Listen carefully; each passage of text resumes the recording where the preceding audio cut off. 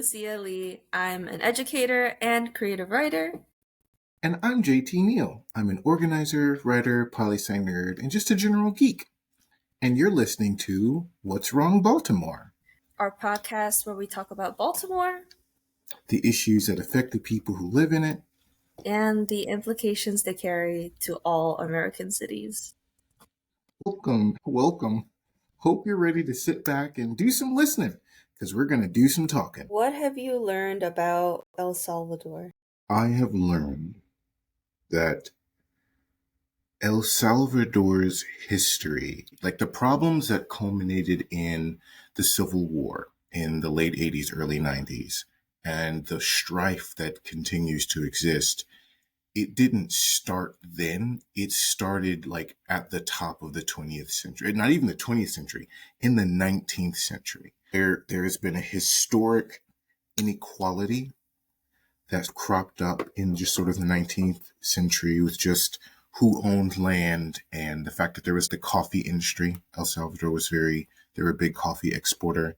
Mm-hmm. And that led to a massive, I don't even know what to call it, just inequality to the extreme, right? Truly 5 people own 70% of, the land. Plantations where, hundreds, thousands of people worked to the bone and never really saw even a penny. And that inequality led to strifes and tensions that culminated in being a hotbed of Cold War antics. We get to the Cold War, we get to the Soviet Union propping up all of these far left-wing uprisings across the globe, and the U.S. countering it.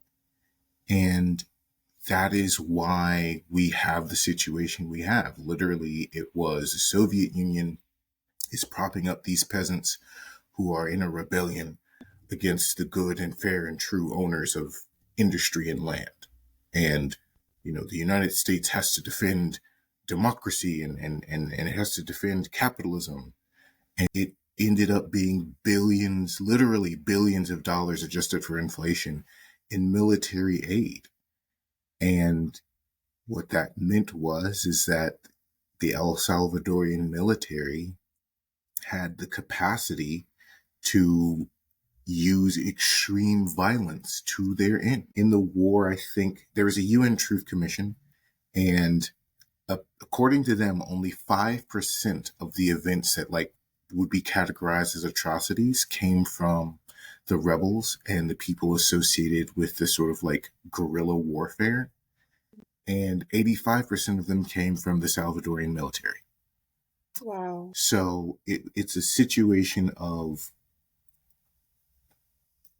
good old-fashioned settler colonialism that has been bolstered by the volume of American political interference. Even as late as 2004, an undersecretary of state got chastised in official letters from Congress because he did things that favored every other political party except for the one that was derived from the quote unquote rebels, right? Because at the end of the Civil War, those people who had just sort of culminated and were part of this group called FMLN. It was really an umbrella organization of different groups who were rebelling, and they, at the end of the war, were coalesced and formalized into a political party.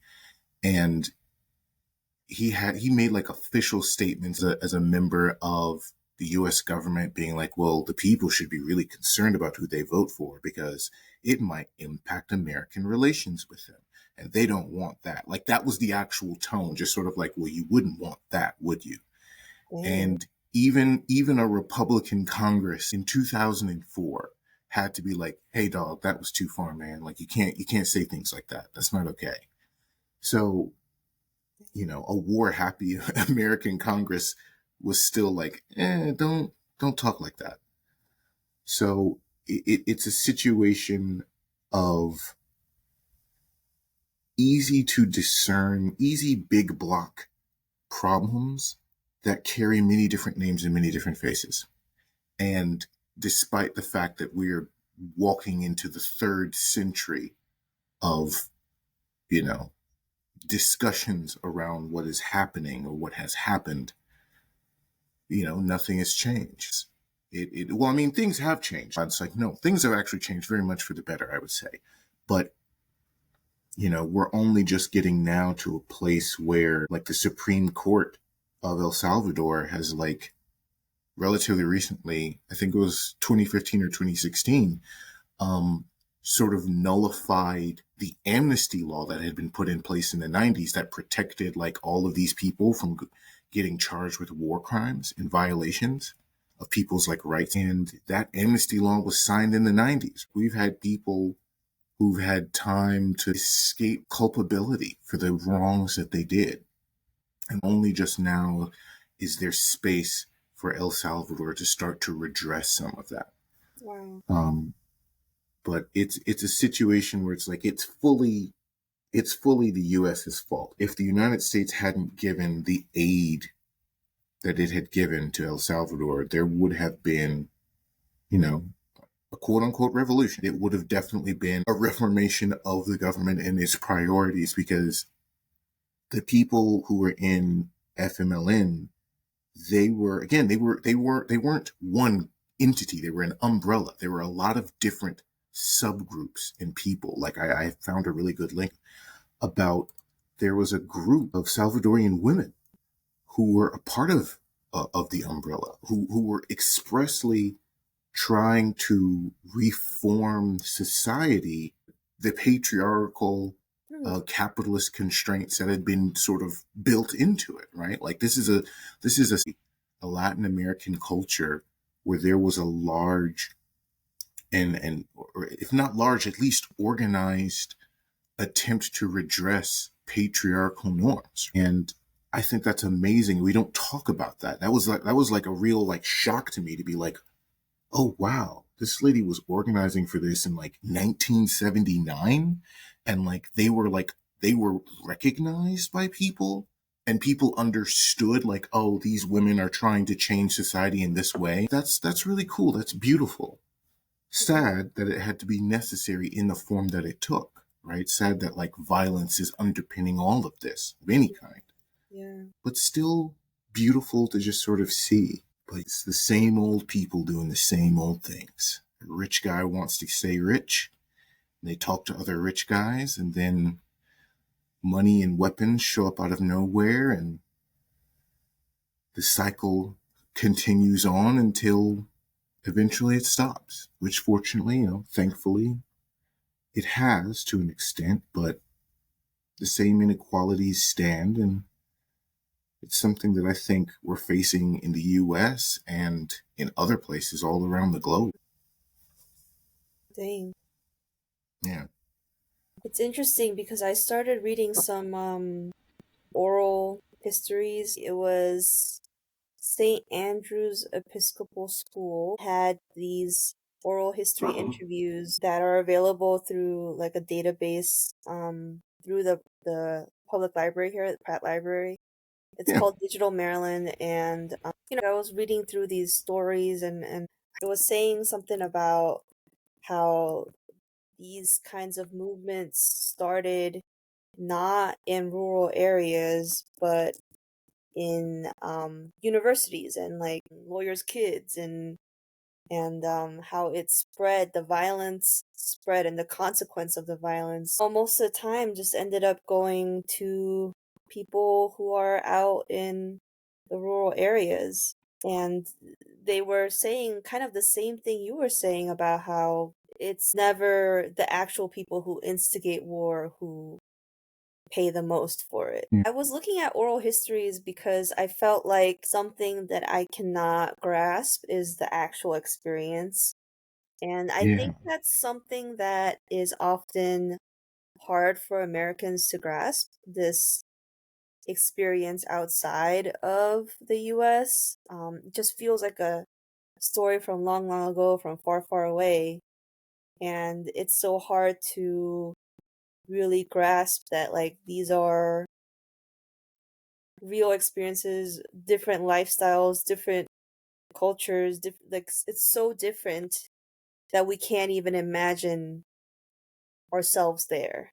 We can't even extend our empathy to Yeah, that.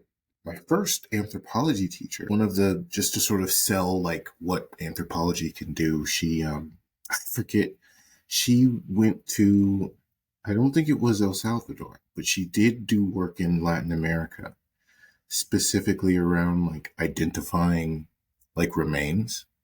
Mm. And anthropologists have the distinct capacity to recognize and understand the human experience because they study it from a direction that most people don't, right? Like even a forensic pathologist doesn't see the same things that someone who's like a trained anthropologist does. She was just sort of recanting like what it is that she was doing there. It was very top level, just like this is where we went. These are some of the things that we saw. This is what we're looking for. And she was barely able to get through it because she was like, these are the people that we found. This is their death. I know how they die. I understand it to a very high degree. And she could like barely get through it because she was functionally reliving their experiences. And like, you know, it's always amazing to see how Americans, not, I don't want to say enlightened because, this woman is just a person. She's not better than anyone else. But it's always amazing to see someone recognize and empathize continuously in a way that's counter to the American norm. Because I think you're right. There are a lot of people in America who they just fully don't get it. And they don't seem to want to get it. But then every once in a while, someone's like, wait a minute, there's something I'm not getting. And then they try, and then, they're moved in all of these ways. That seems to be a reason why people feel such reverence for traveling. Like Americans feel such reverence for like finding yourself out there in the world. And that's valid. I mean, there's something really beautiful about encountering a culture that you really didn't know about and you've never met any people of that culture and just experiencing the beauty of that. I do believe it is coming from a pure place of appreciation, even if the consequences of that travel might not be beneficial to the people that you're admiring. So this is the interview of Juana Guzman, born in El Salvador, 19. She was nearly 10 when and her family moved near the US embassy so her father could work for a family there. So when their father died, the family that she worked for tried to adopt her, but she refused to forget her mother and her sisters. She worked really hard and quickly learned to speak English and cook and care for the children of that family that she worked for. And she Yeah, eventually moved to the United States. There's a part where she talks about kind of what it was like for her to see this. So it says, I'm just gearing myself up she for was the saying she did emotional. not agree with the political revolutions, which is interesting. But she said, I'm not agreed at the way they started, but they don't have no choice. They had no choice. Because you had been watching the news from Mexico, that's the same thing. They don't attack the group. They didn't attack the group. I mean, they knew who started, the son of the lawyer, lawyer's son, and doctor's son in a university. They started in a university. They brought it to the countryside. They don't attack those children in the city. They attack the people in the countryside. It's the same thing. It started in the way they are in Chiapas right now. So I'm guessing this was a oral history collected around the same time as there being some kind of unrest in Mexico that she drew parallels to. She goes on to say they were wrong. So the question is, how do you feel about the method of armed uprising that the military and leftist groups used as a way to gain control? Juana says, well, it is really, they were wrong. They had the first experience in Vietnam. They shouldn't do it right there, neither or nor where. They had a big experience in Vietnam because people were so angry. Because I told you in the first time, it's not because we don't know, it's because we don't want to be involved. We don't believe it. And they did it the wrong way. I mean, instead of giving money to the military to fight the guerrillas, why don't they help the military, do it in the best way, building schools, building parks, so the children can play and they can be better educated, better people, not angry people. They are angry people because you give me a hug, I hug you. Isn't it true? You ask me for candy, you're a good boy, I give you a candy, whatever, love. Giving weapons to weapons, it's crazy, really. And that is the way I feel. It's crazy. So, very similar sentiments of like, well, why fund the military? Yeah. Like, why would that be the best way to attack this situation, to address the uprising of any guerrilla groups? Yeah. Which, fair. I think I see this actually in a lot of mentalities that I encounter here in the United States, just like in Baltimore, in Maryland.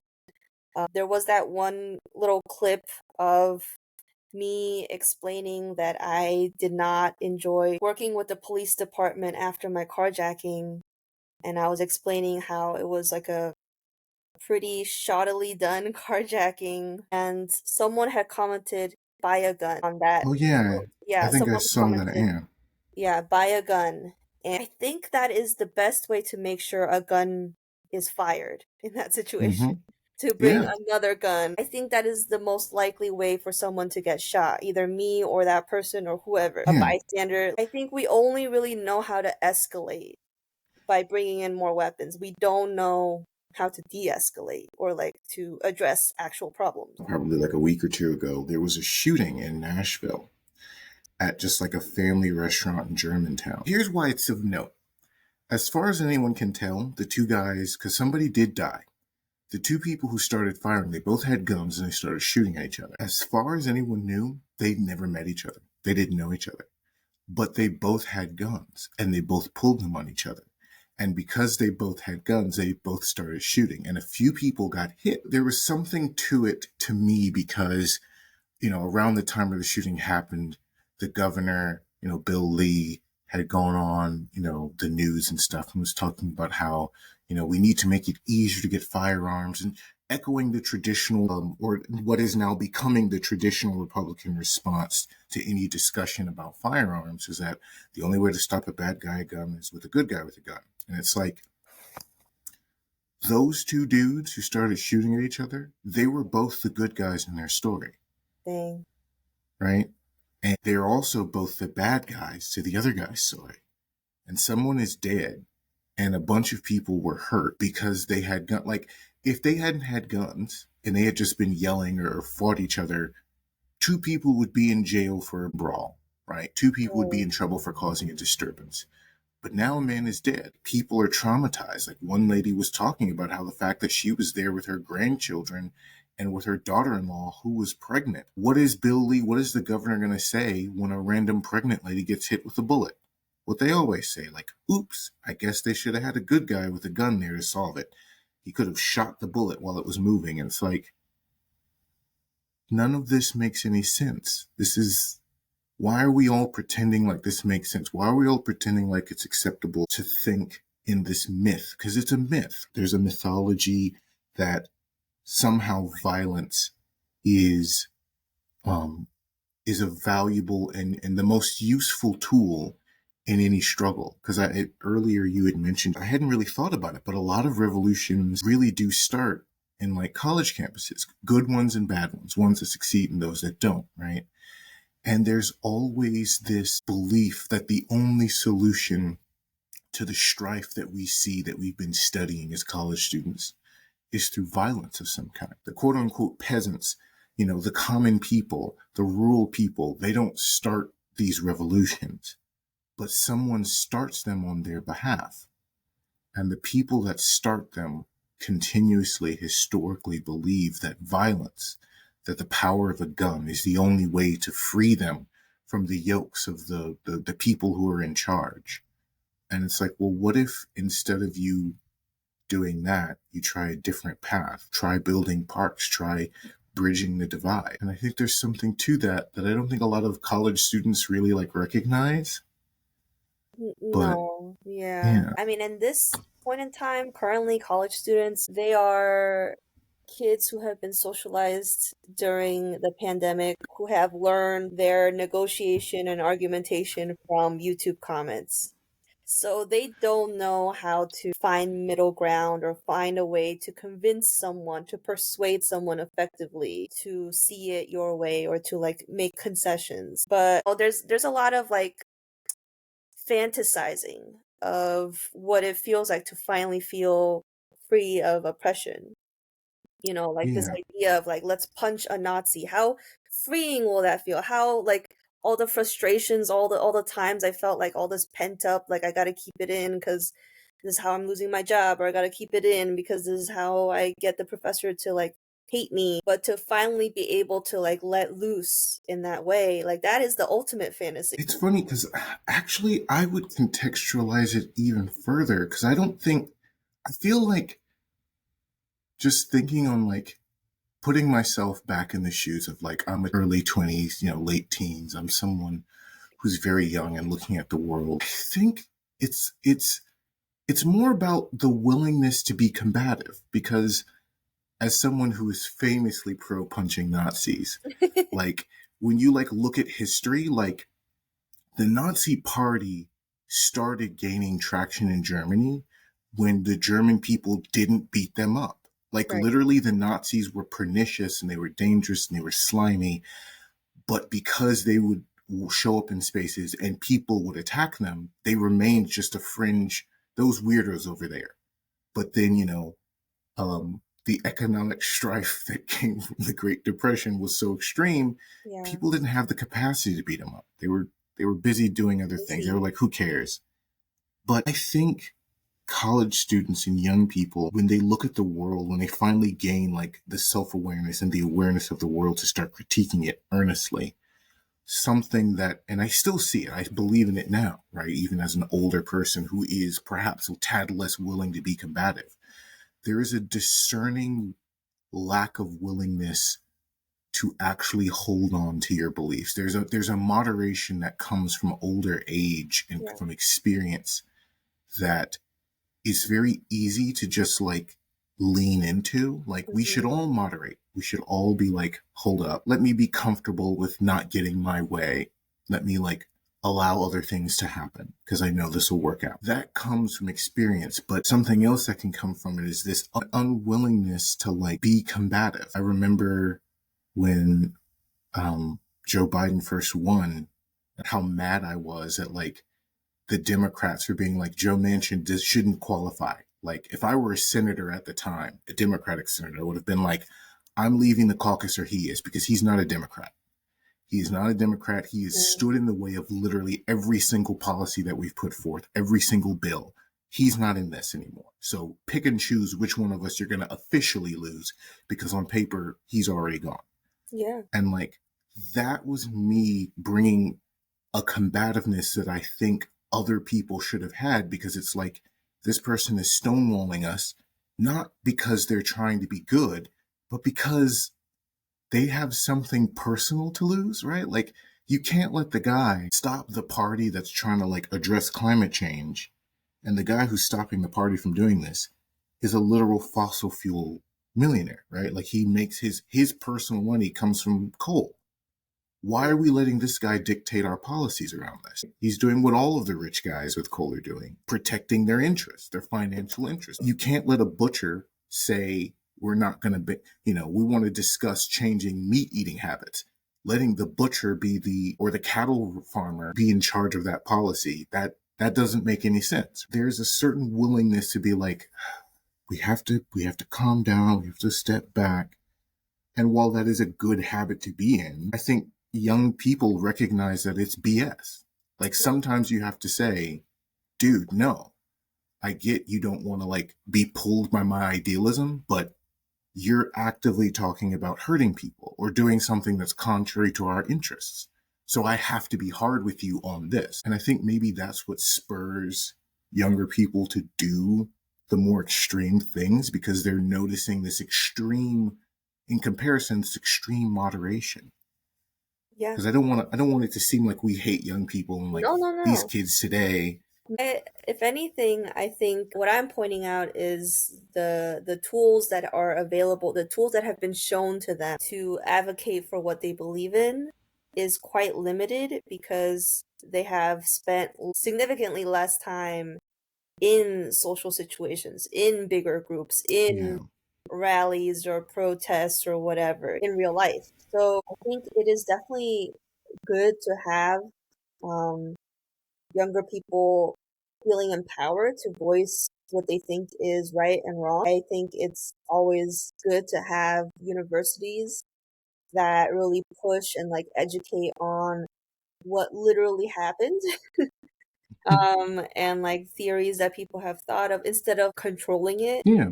And that has, like you said, it has always been like an instigator for people wanting change. I think the difference is that something about being able to speak up, being that one person in the opera who between movements you're not supposed to clap, but you just are so moved by the music that you clap and you cheer and you cry and everyone might be silent. Something about going against the grain is really hard as a young person. I Yeah. think people want to do that. Like there's definitely a desire. That's why we see all these like subcultures of like punks and whatever, like there's always like a youth culture that is supposed to be rebellious. But I think that sometimes it's not directed in a way that gets them exactly what they want. Yeah. I think violence, it's one of those things where if your life is on the line, you might have to resort to violence. If some of your loved ones, if something is happening, you might have to. But I think to always be ready for violence, to always have a gun on you, then it's like more likely that your life that will be threatened or someone around you will think their life is threatened and then it escalates. And um I just think that it's good to want to like fulfill this desire to stand out, to not feel restricted in your beliefs. But I think what tools have we given them? Like what tools are they aware of? How can we supply them tools? And currently education hasn't really been it in terms of public education or like grade school, but also even in universities currently, it hasn't exactly been the space where people feel empowered. It's become the space where people are suppressed. It's become the space where people realize, wow, I'm way over my depth with the elitism here. I don't belong here and I will always be inferior to these people's eyes. Like it's been a place of tamping down instead of lifting up. Hmm. Um, Snaps. thanks.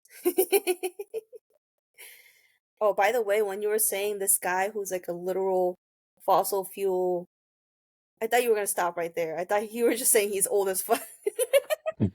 Well, Joe Manchin is a fossil, but but I wanted to say a fossil fuel billionaire, but he's not a billionaire. He's just a millionaire. That's why I stopped because I was like fossil fuel. Well, he wants to be a billionaire. He would love that, I'm sure. I thought that was funny. But anyway, I was watching some uh Representative Justin Jones in the Tennessee. Oh All man, right. and how much he has to put up with as a young black man in a predominantly old white man like that's really Oh, it. intense. It's funny, and this is being in Tennessee and watching all this and knowing Justin, like having worked with him. There are other young black men in the House of Representatives, younger, because he's the youngest, but younger, like in our age range. The reason why, like when it popped off that they were being like ejected, I knew as soon as he got up, I was like, there are two paths he can take. Path number one is let's actually treat this as like a legal framework. Let's treat this as a legal proceeding with merit. Where is my actual crime and what constitutes the crime? Right? Like what did I literally do that Yeah. was in violation and what rules were there beforehand and what rules are there now to address it? Because that's what Gloria Johnson did. She actually had her lawyer go up with her. And I think that's one of the reasons why she didn't get Oh, ejected like the other two, because her response wasn't fuck you guys. It was very much, what did I actually do? And that's why that one Republican he told he was like, these are kind of trumped up charges, y'all. You need to change the wording because she technically didn't do this. Justin Pearson and Justin Jones, they both had the same opportunity to do something similar, Yeah. but I could also tell that Justin Jones was like,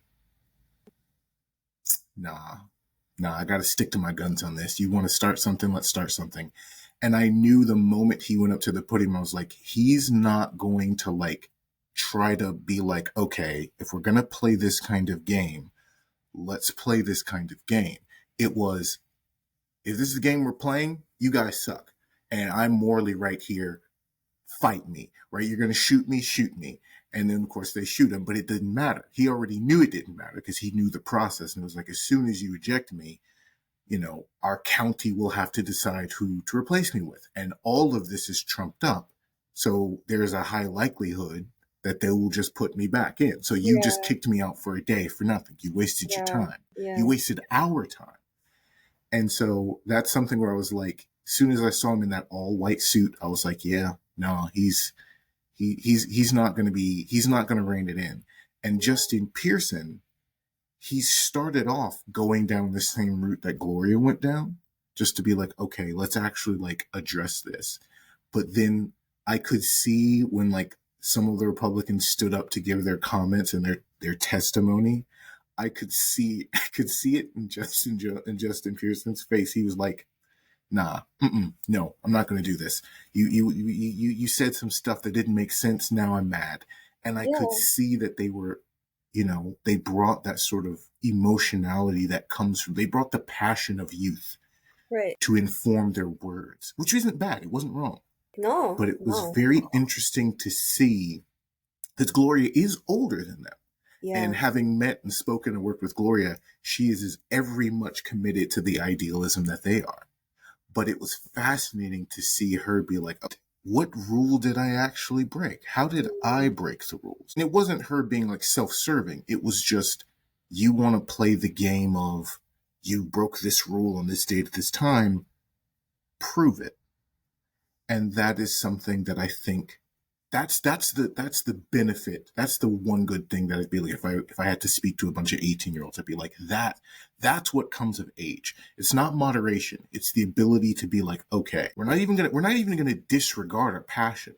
We're gonna channel it. And that is the value of age, at least in my personal experience. Like me getting Yeah. older has been me learning how to take this passion and anger and rage and angst at the world and direct it. But I don't know. I don't know if that's everybody's experience, but Right. that's what I'm trying to be. Yeah, I can see how that would play out. There were no necessarily wrong decisions being made by any of those representatives. They shouldn't have to put up with like all these passive aggressive and aggressive comments. They shouldn't have to put up with being threatened, with being ejected. To begin with, it shouldn't be Mm-hmm. happening. I totally agree. It's something to be angry about. Just from what I had heard, it's maddening. I think there's different ways to embody that combative like attitude. Mm-hmm. One of them may be just absolutely rejecting or like absolutely like denying any concession. Another might be like a passionate way to express how these people's words and actions have made you feel. And another way is to just lawyer up. Yeah, and And it's there's yeah, there's different ways they can take form, and they have different effectiveness depending on the situation. But I would say those are all pretty valid ways. But the reason I brought up Justin Jones is because there was this one legislation, I believe, that was about shooting alert button bill, mm, where I guess if there's a shooting taking place in like a school or something, they have a button and it will alert people. And Justin is saying this is definitely reactive, not proactive. Like, mm-hmm. we are Yeah, waiting for a shooting to happen, and that's what this legislation does. It doesn't actually do anything to stop it from getting to that point. yeah. And I don't know, it was just very not productive discussion based on the way they responded to him. It's because it's like The reason that, because I know that legislation, the reason why that became part of the discussion is that in the school shooting in Nashville, um, one of the students that died, I forget exactly, I think she was just in the hallway and she realized what was happening and thought, I need to let everybody know. So she pulled a fire alarm. And, you know, the one problem is that a fire alarm is traditionally a signal everybody needs to get up and leave the classroom. Oh. And so it was the right decision because it let people know that something was going on. But if we try to incorporate her final experiences into something that can be done in response, for conservatives, it was like, oh, we should have a button that sits that basically is the polar opposite of a fire alarm. Everybody go into a classroom. But that doesn't address the fact that we could stop somebody from ever getting to a school to shoot it up. Right. I get why you would think that this is the right pathway forward, but this is not the easiest, the simplest, the smartest decision. This is not a policy we have to make. Right. There are other things we can do. Yeah. It's the way they prioritize things, and ultimately it is a type of bureaucracy where people have to crank out words and documents and work at a pace that is human. Ideally, you can do this and do more proactive legislation and policy, Yeah. but that is not what's happening. It's that this is what is prioritized. this And is yeah, go this ahead. is the solution to a problem. And it's like, no, it's not. This is you putting a band-aid on a compound fracture. We need to set the bone and like sew up the tissue that the bone came through. You can't Mm. just be like, here's a little SpongeBob band-aid. Okay, you're good. I, my leg is still broken. I'm bleeding out over here. Just to tie this back to what we've been talking about with El Salvador, and ultimately what we want to talk about with Latinos in Baltimore and Maryland. I think something I've noticed is that there is a different mentality that congregates in communities, in Latino communities, depending on the city and the culture of the city. So, for example, in Miami, we have a lot of like Caribbean Latinos, right? We have a lot of Afro Latinos, and I will say the Caribbean culture is very vibrant, very loud, very fun. And the fact that Miami has so many Spanish speaking people in one place, it's just assumed that everyone should just speak Spanish generally, or like at least a little bit, right? Be able Um, to understand. Yeah. right. So I can like go up to someone if I'm working retail and just start talking to them in Spanish and be like, "Do you need help with anything?" Whereas if I were here and I was in a restaurant and I know that they're like Guatemalan and I start talking to them in Spanish, they're like, I speak English. Like, don't assume things. Like, that's weird. So like it really varies. Like the experience really varies depending on the city. And another thing to note is that there is something to be said about like a Central American reservedness. This is not like to sweepingly generalize all personalities, but just to say that when you come from a place where there has been gratuitous violence, you don't even want to be involved. Mm. You don't want to escalate, you don't want to be involved, you don't want to rock the boat, you don't want to speak up against if there's things happening. Yeah. You want to go under the radar as much as possible. Again, this is not to say this is what the culture is here, but I will say there is definitely a more reservedness, trying to like pull back from escalating. And like I said, this is a city, like it depends. Like if you go to California, I'm just guessing that there's a whole different culture. There is definitely a history of revolution and resistance and protest, but we also have to factor in like the lived experiences of individual people. The fact that Juana Guzman is saying like, I don't want to be involved, I don't agree with even the guerrilla groups because of how they started it, of because who they are and who were the ones paying the consequences. It's definitely more complicated than the bad guys funded by the US and the good guys. It's like generally they just don't want violence. Yeah, yeah, I agree. You know how much I enjoy a good sci-fi story and universe, and the Star Wars nerd discourse has been popping off Mm, around Andor. And one of the reasons why I think Andor has gained the popularity and the love that it has is that, for better or worse, George Lucas's Star Wars is very much a traditional good guy versus bad guy story. It paints the galaxy at writ large as the Empire's bad, the rebels are good.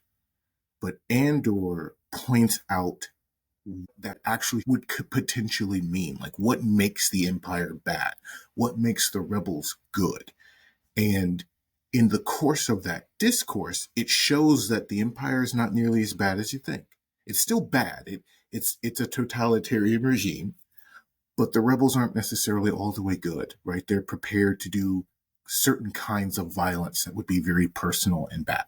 Not to spoil it anything for anyone. In sort of that discourse, it makes the Empire scarier because they're on this planet to do this thing, and the Empire has their fighters patrolling, and they sound scary. They sound like a screaming ant or some kind of insect, and it's flying around. And you know these people are trying to do a crime against the Empire, so obviously they're heavily armed and they're like nervous and looking around like, okay, a patrol's coming, cover everything up. There's really like 4 or 5 people in a valley. There's nothing there, but this fighter chooses to get really close over their heads. And it's not to do them harm, but it's to let them know the Empire is there and that it is capable of doing harm to them.